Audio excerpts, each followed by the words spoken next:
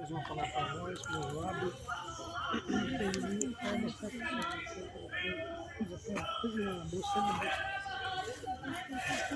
Senta e vira para ela. Aí joga ali. Jesus é bom. Pode ser, irmãos. Amém. Trazer aqui uma breve palavra, não vou estender porque deve ser pregado muito aqui. Muita coisa aqui. E eu já pregou demais aqui. Só vou dar uma palavrinha, né? Uma palavra pequena. Deixa Jesus usar. Deus vai falar com os irmãos.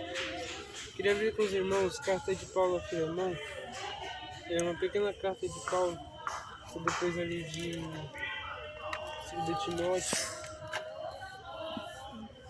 Carta de Filemão, capítulo único, né? Que é o primeiro.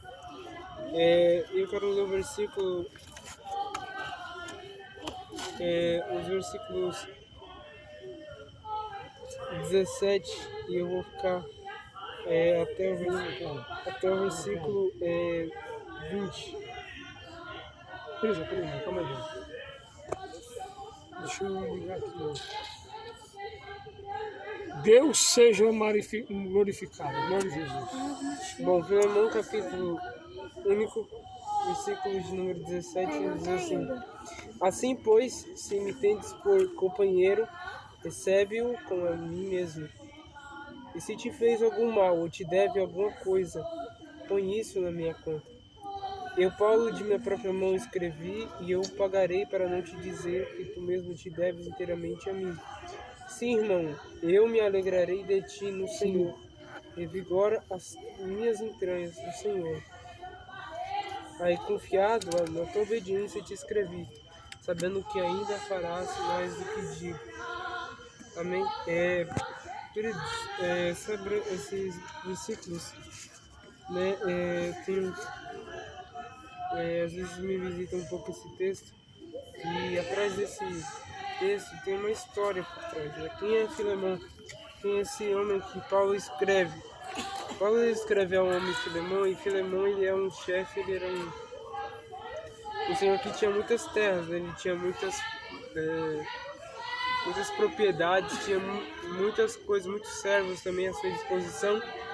E durante a sua vida cristã, ele começa a sua caminhada cristã, depois de ouvir aceitar a mensagem de Cristo.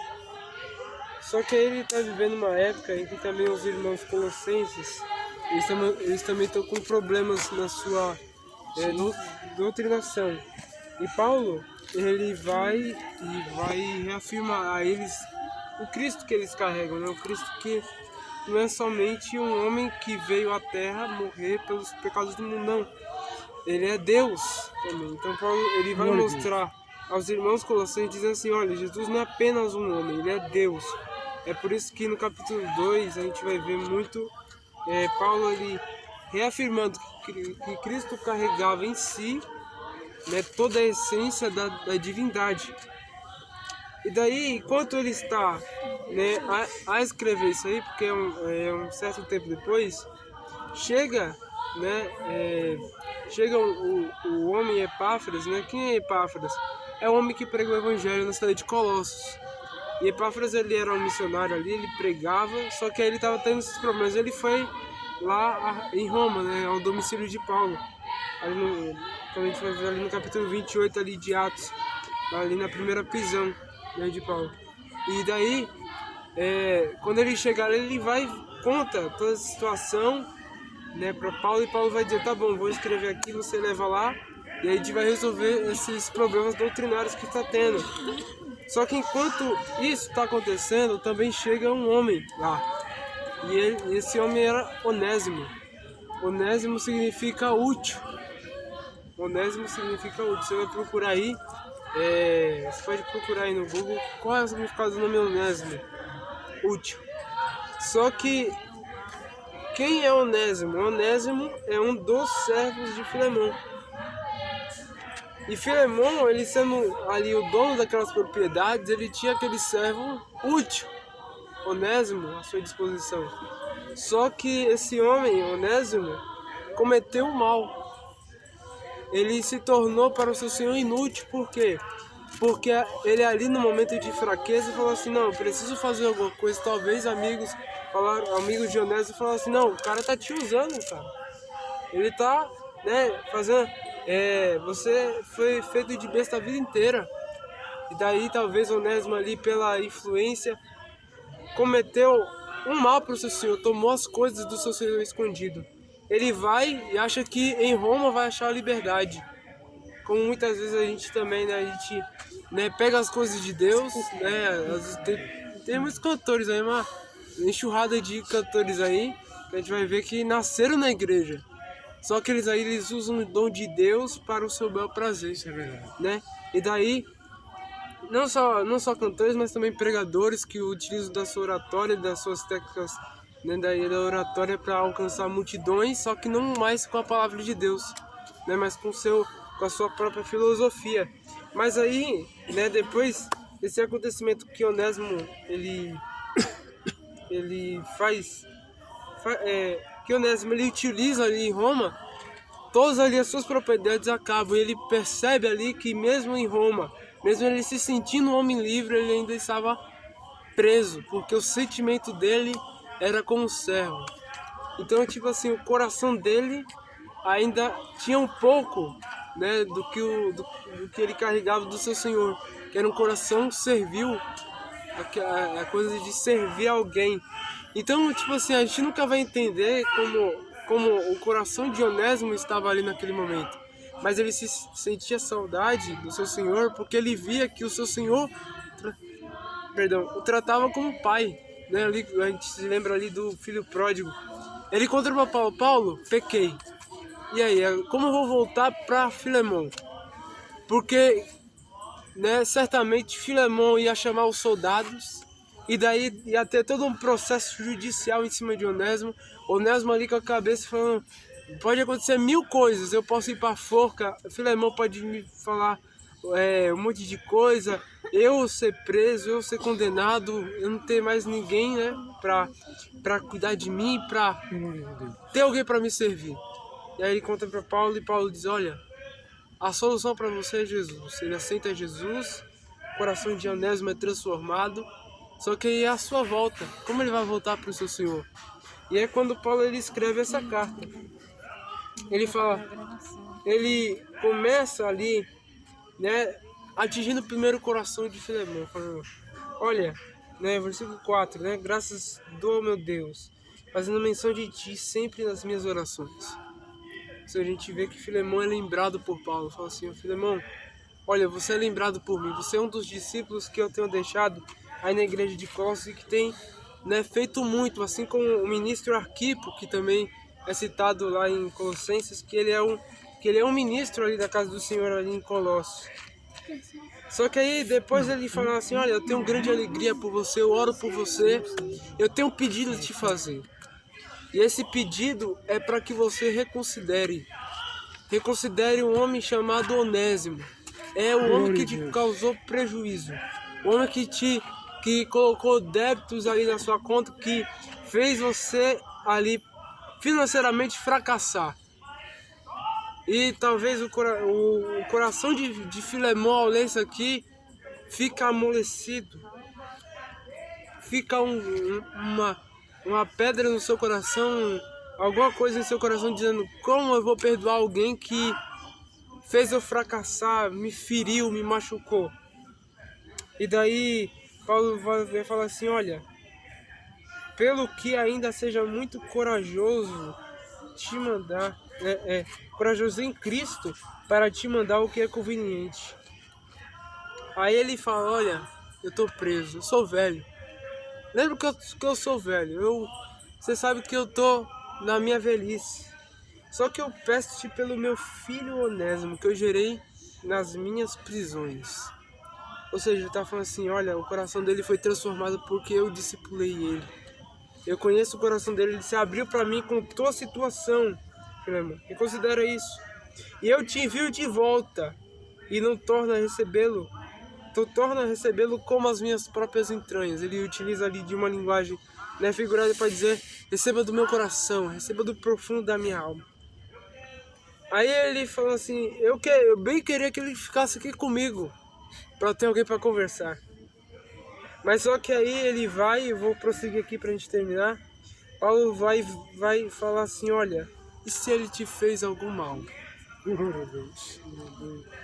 Põe isso na minha conta. Eu, Paulo, de uma própria mão escrevi, eu pagarei. Ele tá falando assim, olha, Onésimo te causou um débito, mas fique em paz, eu vou te pagar. Se for necessário eu te pagar, eu vou te pagar o que ele te causou. Só para que você receba ele como irmão. Então, muitas vezes a gente tem alguns irmãos, né, em Cristo, né, que às vezes não estiveram conosco no primeiro momento. Nos traíram, machucaram. Só que daí é a nossa volta, porque Paulo ele entendeu. Aí você vai falar assim, mas como Paulo tem esse coração? Aí você vai voltar lá nas primeiras viagens missionárias, na primeira viagem missionária, para ser mais específico, ele está ali com Barnabé. Só que Barnabé também carregava um discípulo, qual é o nome dele? João Marcos. Ele era filho ali da irmã Maria, não da mãe de Jesus, mas de outra irmã Maria. E daí, esse João Marcos, ele vai acompanhar na primeira viagem missionária. E daí, naquela primeira viagem missionária, como ele é um jovem, né, João Marcos, ele era um jovem estreante, ele viu por um pouco de tempo a história de Jesus, né, quando a gente vai ver lá no Evangelho, tem uma parte ali da crucificação que a Bíblia diz que um jovem, ele não vai citar que é ele mesmo, vai falar assim, um jovem viu ali pelas brechas ali Jesus e saiu correndo pelado, porque ele correu por causa dos soldados ali que estavam vendo se tinha alguém ali, porque perceberam que tinha alguém. Então ele viu pouco Jesus, ele conhecia um pouco de Jesus. Só que daí quando ele vai acompanhar Paulo, ele vê que Paulo é muito efetivo, muito rápido. E ele diz, olha Paulo, eu não vou muito com você não, eu não vou pra onde você quer ir não, porque eu não tô bem, eu não tô querendo ir. E Paulo ele vai ficar com raiva, vai debater com Barnabé, e Barnabé vai falar assim, não, mas ele é um jovem, cara. Ele é um jovem, ele quer aprender, mas só que a gente tem que ir um pouco devagar com ele. Paulo disse, não, eu tenho uma obra para completar. Só que daí aquela briga ali acaba se encerrando, que é a primeira viagem missionária. E daí Paulo ele se afasta de Barnabé, Barnabé fica lá no seu canto com João Marcos, tenta discipular João Marcos ali da melhor maneira. Paulo continua com a obra de Deus, a vida segue. Só que daí a gente vai ver que depois de alguns processos, Paulo vai escrever, né, novamente, acredito que é Os Colossenses.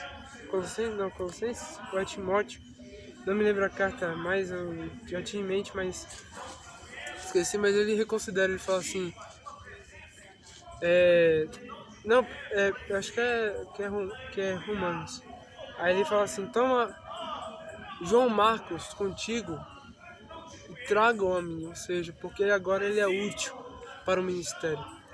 Talvez Paulo ali enganado, por alguma maneira ele falou assim, não, João Marcos para mim é um inútil, ele nunca vai tomar conta da obra de Deus, ele é um homem, ele é um menino ali que ele não quer fazer a obra de Deus naquele momento, ele um momento de fraqueza ali, ou de talvez alguma influência, ele não queria estar fazendo a obra de Deus, então Paulo julgou ele. Ele não está comigo, ele não está querendo fazer a obra comigo, ele não aceitou o meu chamado ali. Mas agora eu vou reconsiderar ele. Eu vou reconsiderar porque agora ele me é útil. Ele precisa estar comigo, porque Paulo viu que depois que ele andou, né, que João Marcos andou ali com Pedro, conseguiu ali fazer o primeiro evangelho ali pelo mundo, ele chegou nas mãos dele e falou, não, esse menino tem potencial. Então, eu acredito que essa mensagem, né, para a gente se preparar, porque tem pessoas que no primeiro momento não eram conosco porque não conheciam quem era o Gabriel, quem era o Sirineu, quem era o Joab, quem era a Samília, quem era a mamãe, a Lídia, quem é você que está me ouvindo?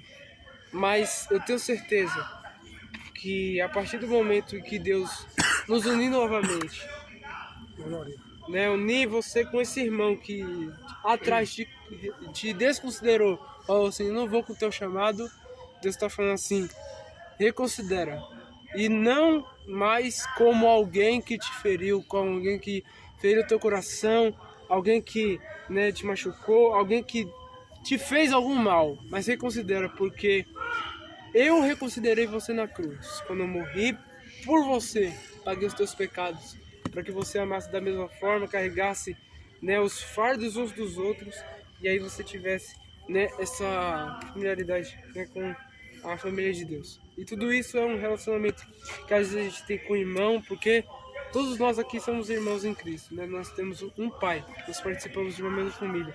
Então, mesmo com desentendimentos, a gente precisa entender que a gente precisa estar unido. A gente precisa estar unido porque Satanás não está para brincadeira. E essa é a palavra que Deus tem para nós. Amém? Glória a Deus, glória a Deus.